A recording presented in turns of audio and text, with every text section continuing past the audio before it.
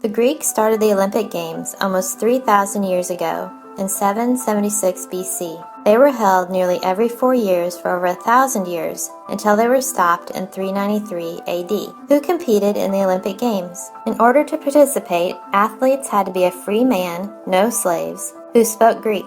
There may have also been a rule about age. Apparently they wanted the athletes to be youthful, or at least youthful looking. From what we know, athletes were supposed to only be men. However, there are records of at least one woman winning an event, probably as an owner in a chariot race.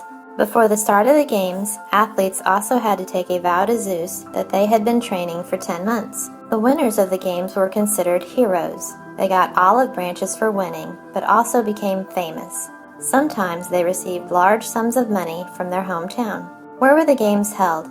The Olympic Games were held in Olympia, hence the name Olympics. They were held there because the gods lived on Mount Olympus, and the games were in honor of the king of the gods, Zeus. Athletes would travel to Olympia from many different Greek city-states, and sometimes from faraway Greek colonies to compete. Ancient Olympic events. The original Olympics had fewer events than what we have at the modern Olympics today. At the first Olympics, there was only a single event. It was called the Stadion, and was a running race that went the length of the stadium, or around 200 meters. It wasn't until the 14th Olympics that they added in a second event. It was another running event that was one lap around the stadium, around 400 meters. More events were added over the next several Olympics. These events included more running races of different lengths, wrestling, chariot racing, boxing, and the pentathlon.